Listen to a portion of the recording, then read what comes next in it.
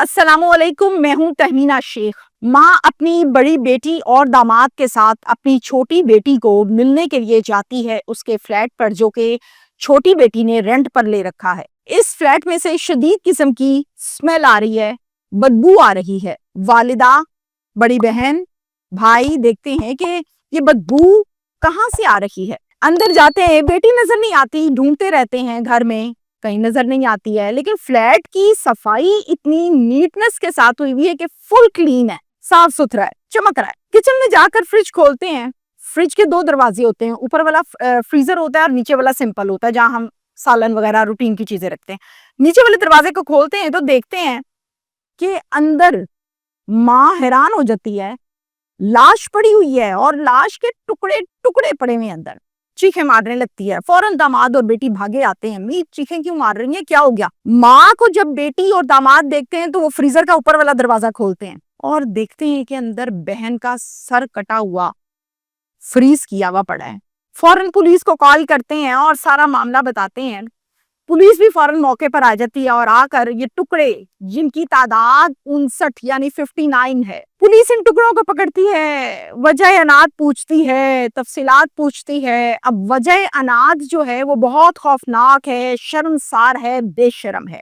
इतनी सिफाकियत के साथ कत्ल, कत्ल के बाद टुकड़े, टुकड़ों के बाद इतने छोटे छोटे टुकड़े के, एक बॉडी के 59 टुकड़े हैं तो कितने कितने पीस होंगे। इतनी नफरत क्यों थी, किसको थी, कातिल कौन है? मारी दिया था तो ठीक है, टुकड़े क्यों किए? ये एक लंबी कहानी है जो मैं आपको टू द पॉइंट आज बताऊंगी। ये फ्लैट किराए पर लेकर क्यों रह रही थी, ये सबसे पहले तो सवालिया निशान है। डिटेल्स की तरफ आते हैं जी। ये इंडिया का हैरानकुन अफसोसनाक वाकया है। इंडिया का शहर है बेंगलोर, वहां पर यह अफसोसनाक वाकया पेश आया है। इस केस ने पूरे इंडिया में जंगल में आग की तरह से आग ही फैलाई हुई है, हिलाया हुआ है पूरे इंडिया को। इस केस में जो किरदार है लड़की का, उसका नाम है जी महालक्ष्मी। महालक्ष्मी नामी लड़की है जो कि वालिदैन के साथ रहती थी। इसकी एक बड़ी बहन है और इससे दो छोटे भाई हैं। जो बड़ी बहन है उसकी शादी हो गई है, वो अपने शौहर के साथ रहती है। और जो महा है, इसकी 2018 में वालिदैन ने शादी कर दी थी हेमंता दास नामी आदमी के साथ। अल्लाह ने इन दोनों को एक बेटी अता फरमाई, बेटी पैदा हुई। अब महालक्ष्मी जो है वो अपने शौहर का हाथ बटाने के लिए एक ब्रांड शॉप के ऊपर एज अ क्रू काम करने लगी कि तनख्वाह आएगी तो घर चलेगा, हम सौखे हो जाएंगे। यहां तक तो बात समझ में आती है। शौहर जो है, और फिर शौहर के साथ साथ मैं आपको बताऊं, मर्द होशो हवास पूरे हो तो 1 मिनट में अपनी बीवी को पढ़ लेता है। शौहर को शक पड़ने लगता है कि ये जो महा है, महालक्ष्मी, ये मुझे प्रॉपर टाइम नहीं देती, मुझसे बात नहीं करती, जब देखो फोन पर लगी है, बिजी हुई भी है, जब चैट करती है चेहरे पर बड़ी स्माइल होती है, रवैया बदल चुका है। शक पड़ जाता है कहीं चक्कर चल रहा है। इस अपने शक को दूर करने के लिए वो गाहे बगाहे इसको चेक भी करता है, पूछता भी है और मामलात इनके चलते रहते हैं, जिस पर इनका हर दफा झगड़ा होता है। लेकिन महा पकड़ाई कोई नहीं देती कि चक्कर क्या भाई, क्यों बिहेवियर बदला, क्यों टाइम नहीं देती, बैठती नहीं हो, मोबाइल यूज करती हो। हर दफा ये बदतमीजी करती है। इस मर्तबा इसने क्या किया, बदतमीजी भी की और हाथापाई भी की। अपने शौहर के मुंह पे जोर का तमांचा मारा। मर्द थप्पड़ नहीं खाता, ये सबको पता है। फिर महालक्ष्मी ने अपनी उठाई वो बच्ची जो एक ही पैदा हुई थी और लेकर माँ बाप के घर आ गई और आके कहा कि मुझे तो ये बहुत ज्यादा मारता है, पीटता है, जुल्म करता है, मैंने इसके साथ कोई नहीं रहना, मैं इससे तलाक ले लूंगी, मैं अब मजीद बर्दाश्त नहीं कर सकती, मार खा खा के मेरी बस हो गई है। वालिदैन शरीफ होते हैं। शौहर हेमंता दास फौरन आता है, आके महालक्ष्मी के पेरेंट्स को बताता है कि मैं आपका बेटा हूँ, आपने मेरे साथ इसकी शादी की और मेरी जिम्मेदारी है अपनी बीवी को संभालना। इससे पूछे इसका चक्कर चल रहा है कहीं पे, पूछे आप। मैं तो थक गया पूछ पूछ के, ये बताती नहीं है। और आज तो ये पहले भी झगड़ा करती है, लेकिन आज ये झगड़ा कर करके मेरे मुंह पे थप्पड़ मार के आपके पास आ गई है। ये क्या तरीका है? मैंने बताया कि वालिदैन शरीफ हैं। वो अपनी बेटी को कहते हैं तुम्हारी गलती है, मुंह अपना बंद करो और चलो अपने शौहर के साथ, अब वही तुम्हारा घर है, जो तुम कर रही हो ये गलत है, हम तुम्हारा साथ नहीं देंगे। महा कहती है ठीक है, शौहर को तो थप्पड़ मार के आपके पास आई, आप लोगों ने भी सपोर्ट नहीं किया, मैंने आप दोनों के साथ ही नहीं रहना। बेटी उठाई और एक फ्लैट में चले गई जो कि इसने रेंट पर लिया कि अब मैं रेंट के फ्लैट में जिंदगी गुजारूंगी। वहां शिफ्ट हो गई। माँ बाप मुंह देख रहे हैं, शौहर मुंह देख रहा है, काबू नहीं आ रही। 4 माह के बाद आफ्टर 4 मंथ्स अपनी बेटी को उठाती है, अपने शौहर को कहती है ये तुम्हारा खून है, तुम्हारी बच्ची है, तुम संभालो, मेरी कौन सी जिम्मेदारी है, मैंने नहीं इसको रखना। वो बाप है, वो खुशी से कबूल करता है, कहता है दे दो मुझे मेरी बेटी, मैं संभालूंगा। बाप है, उसको प्यार है। 21 सितंबर को जिस फ्लैट में महालक्ष्मी रह रही थी उसमें से शदीद स्मेल आ रही है, शदीद बदबू आ रही है, ताफुन फैल रहा है, पास खड़े नहीं हुआ जा रहा। मोहल्लेदार बोल रहे हैं मसला क्या है, चक्कर क्या है। जाते हैं, देखते हैं, दरवाजे को ताला लगा हुआ है, लेकिन स्मेल बहुत आ रही है और आ भी अंदर से रही है। अब फ्लैट्स की जो कंस्ट्रक्शन या नक्शा होता है वो घरों के निस्बत जरा चेंज होता है, इनकी जो एंट्री गेट है वो एक ही होती है हमेशा। नेबर्स जो हैं वो महालक्ष्मी को कॉल करते हैं, तो पूछे उससे भाई तुम किधर हो, तुम्हारे घर से बड़ी बू आ रही है। महालक्ष्मी को बेशुमार कॉल्स करने के बाद क्लियर हुआ कि महा का तो नंबर ही बंद है। फिर ये फ्लैट का जो ऑनर है उसको कॉल मिलाई और उसको कहा कि आप जरा आ जाइए, फ्लैट से बहुत स्मेल आ रही है, घर के बाहर ताला लगा हुआ है, महा फोन नहीं उठा रही, मालिक आप हैं तो आप आ जाएं। फ्लैट ऑनर फौरन मौके पर आ जाता है और आकर देखता है कि उससे भी खड़ा नहीं हुआ जा रहा। बताते हैं कि महालक्ष्मी का तो नंबर बंद है। अब जब इन्होंने फ्लैट रेंट पे लिया था ना महालक्ष्मी ने, उस टाइम इसने गार्डियन में अपनी माँ का नंबर लिखवाया था। तो फ्लैट ओनर माँ को करता है कॉल और कहता है कि जी आपकी बेटी के फ्लैट से बेतहाशा स्मेल आ रही है, हम इख्तियार नहीं रखते किसी के घर अंदर घुसने का, आप आइए और आके देखें क्या मामला है। घर पे लगा हुआ है ताला, फ्लैट पे ताला लगा हुआ है। माँ, बड़ी बेटी, दामाद तीनों आते हैं, ताला देखते हैं, ताले के तोड़ते हैं, अंदर एंटर हो जाते हैं। जैसे जैसे दरवाजा पार किया अंदर गए, स्मेल बढ़ती गई, उल्टियां, बुरे हालात।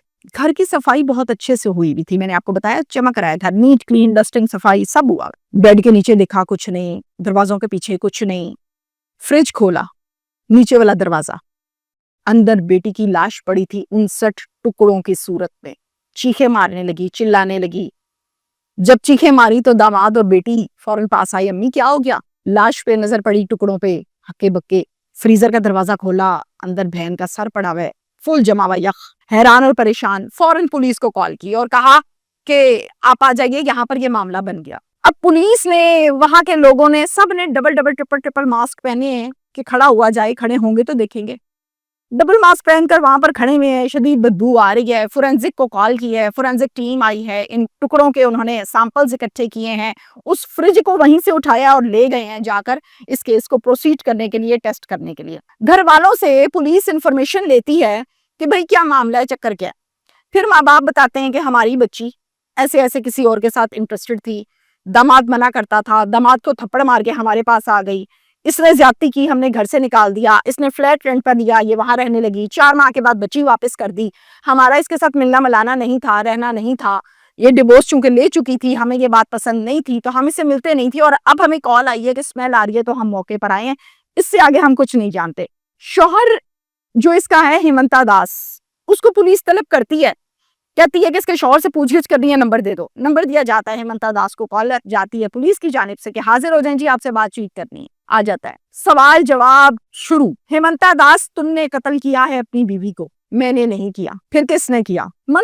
हेमंता दास बताता है कि मेरी बीवी का किसी लड़के के साथ चक्कर था, मुझे शक था, लेकिन लड़के को मैं नहीं जानता, वो कौन था, वो कहाँ रहता था। मैंने बड़ी कोशिश की उसको ट्रेस करूं मैं, लेकिन मैं उस आशिक को आज तक ट्रेस नहीं कर पाया। पुलिस कहती है हम कर लेते हैं, कोई मसला नहीं, बताओ जो जो पूछ रहे हैं वो बताओ। हेमंता दास से पूछा जाता है कि क्या करती थी बीवी। बताता है जी एक ब्रांड स्टोर था, वहां पर एज ए क्रू नौकरी करती थी। ओके, एड्रेस ये एड्रेस, फोन नंबर ये फोन नंबर। बहुत सवाल जवाब ऊपर नीचे उल्टे सीधे करने के बाद एट द एंड इसको क्लीन चिट मिल गई कि हाँ वाकई ये बेगुनाह है, डन, आप जा सकते हैं। उस एड्रेस पर टक टक टक टक पुलिस पहुंच गई, ऑनर को हाजिर किया, मैनेजर को हाजिर किया, सवाल जवाब किए कि आपके पास महालक्ष्मी कितने अरसे से काम कर रही है। इतने अरसे से। कब आती थी, कब जाती थी, इस टाइम आती थी, इस टाइम जाती थी। यहाँ पर किसी और बाहर से गैर मर्द का लड़कों का आना जाना, जी नहीं। हाँ, एक लड़का यहाँ पर काम करता था, उसका नाम है मुक्ति रंजन, वो भी यहाँ पे जॉब करता था, महालक्ष्मी भी यहाँ पर जॉब करती थी।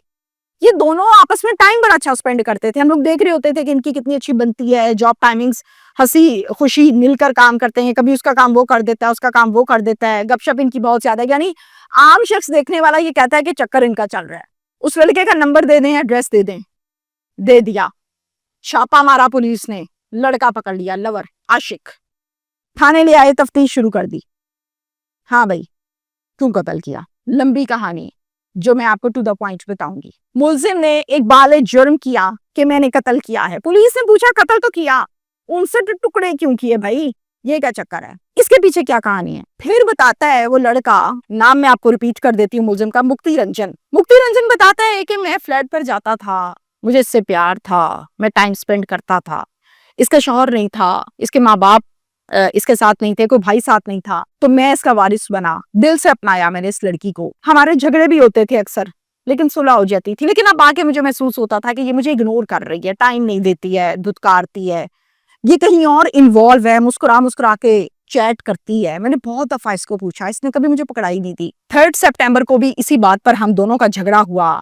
महा कहती है मुझे सीधा साफ, मेरी जान छोड़ दो, मेरे घर मत आया करो, तुम यहाँ क्या लेने के लिए आते हो? और बहुत बदतमीजी की इसने। पुलिस ने पूछा को पैसे वैसे दिए तुमने उसको? तुम जाते थे फ्लैट पे, को खर्चा उठाते थे, क्या करते थे तुम? यही इंटरेस्ट होता है ना माशर्ती तौर पे, आजकल यही इंटरेस्ट रह गए। 8 लाख रुपया मैंने महालक्ष्मी को दिया, खिला दिया।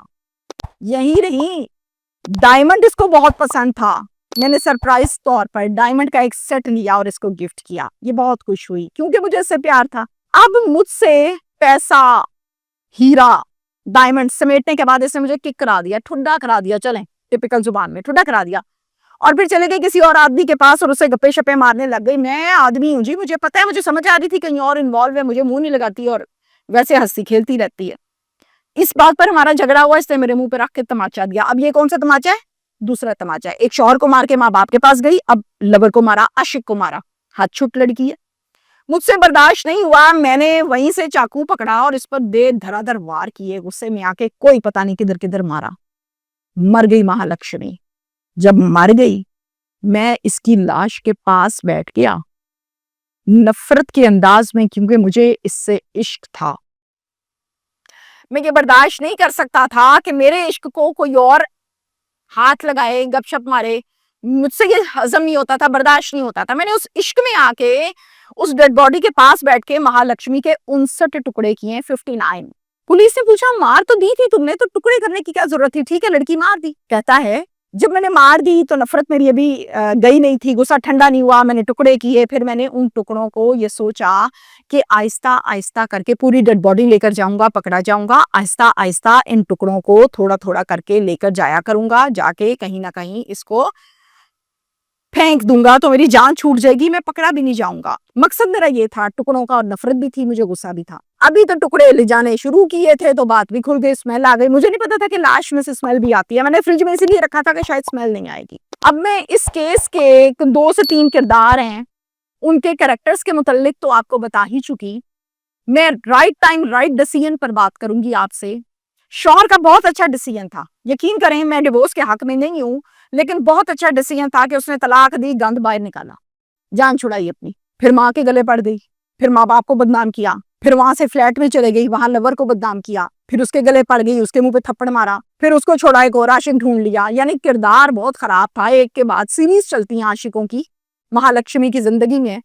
बंदा को ये कि जिसपे ठहरना नहीं है, कुछ 6-6 महीने बाद आदमी बदली जाना है, पैसे खाई जाने हैं, तो ऐसी औरतों का एंड तो फिर यही होता है ना। आखिर में ये बेचारा चूंकि फंस गया, इसका नाम मुक्ति रंजन, आशिक भी था, प्यार भी था, पैसा भी लगाया था, तो फिर मार दिया। Thank you.